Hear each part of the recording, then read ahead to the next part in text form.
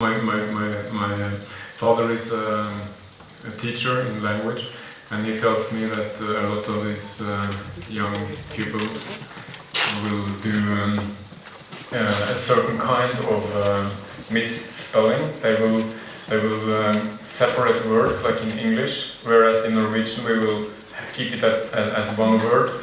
So I did a lot of that. I wrote these divided long words, and it looked so corny that it really I couldn't live with it. So I had to take it away again. And in the end, I just thought that I can't fool nobody. Probably it's still my voice. They will understand that this is me trying to write like a young woman. And so what the hell? If they accept it, fine. If not, it's not my problem. So then I just started writing, and I had a very good time writing this. Cool. Thanks. Well, in general, when everyone knows you mainly like author of Native Super, and the question is, there is also the idea that when the text is humorous and simple and like fun to read, the author must be exceptionally gloomy person, like even boring. What do you think about that? I'm not. How should I put it? I wouldn't really use gloomy, but I have a melancholic side, absolutely. And I think this is the reason for writing with a lot of humor, because if you don't, the world is simply, too black a place to even, to be able to withstand. So I think this use of lightness is contrasting the seriousness of the themes, and makes it into a much more pleasant whole than it would be if it was only this gloominess. Do you like to be alone? Do you often need it? And is it a luxury for you, or like people around you understand its need? I like to be alone, but I am alone when I write. After delivering my kids to school or whatever. Do you do it at home or in a special place? No, I have an office. Sometimes I work at home, but mostly I go to an office outside of my home, where I sit together with other, mostly screenwriters and some film directors. But we have separate offices. We can close them, and so I don't have to talk to anyone. But then we go out, to have lunch together, etc. In a way, we are playing that we have normal jobs. So we can say hello to someone and eat lunch, and even have Christmas, whatever gatherings, and that's very nice. By the way, about the job, in your interview to Ukrainska Pravda, you told that if you weren't an author, you'd become a mailman or somebody who's flying in a small plane and delivers mail, like in Alaska. Was it your childhood dream, or? I was very much interested in airplanes and flying when I was a boy. Yes, that's true. I never considered becoming a pilot, but I have been flying hang gliders, this really huge wing that you run off a mountain. But I was maybe 19, 20 years at the time, and I didn't have the money to continue with this, so it's been abandoned.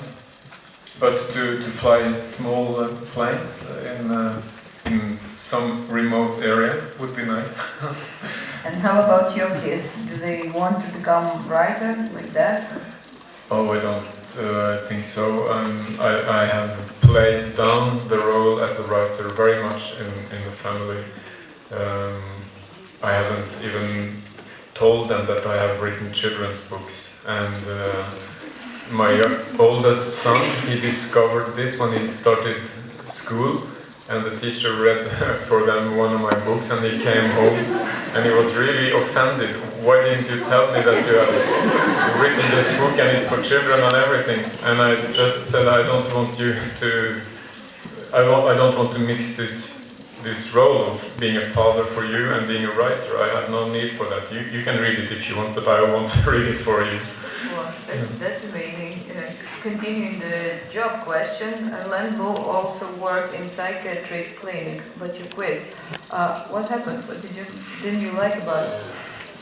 Yes, I think this is some fact that keeps coming up in the internet, but it's true. But I don't know if it's very important. It might be, but maybe it helped to understand humanity better. Yeah, in connection to this book, which is about a suicidal girl, I think it comes from because my mother works in psychiatry. And when I was younger, when I was a boy, she had sometimes this watch for the suicide watch, which means that our telephone number was, I don't know, available to people who were considering taking their lives. And several times I have taken the phone and said, hello, etc. I was maybe 10, 12 years old. And I could hear at once that, okay, this is one of those who are going to kill themselves, and I just gave it to my mother. I think it's for you, I said. And I could hear her talking, and I think this question of taking one's life is very interesting question. So this is why I wanted to write this, and also it was through. With the help of my mother that I got this assistant job at one quite heavy ward at a psychiatric hospital in Trondheim. I worked there for a couple of years, I think, while I went to university, and I'm still I was a big, strong, so I could hold the people down, etc. So I was useful as an assistant. Yes, but it was extremely depressing, to sit at night. Sometimes I worked at night with people who were psychotic, especially one woman who were extremely psychotic, and at the same time being terminal with some kind of cancer. So she was dying and psychotic. And to talk to her and clean up after her, etc., and trying to comfort her, it was not very pleasant experience at all. So it was too heavy. So I quit after a while. But it was also funny things. People, if we opened the door to the terrace, they would at once jump out, and it was only a few meters down to the grass, and then he would try to run to the shop to buy some beer, and. I asked him when he stopped him what was his plan. Yeah, he wanted to buy some beer and then drown himself in the lake.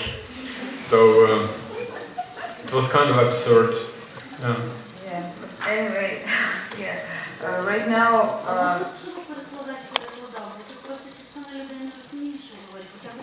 А вас немає навушників? Ага, перекладаю. Нема перекладу.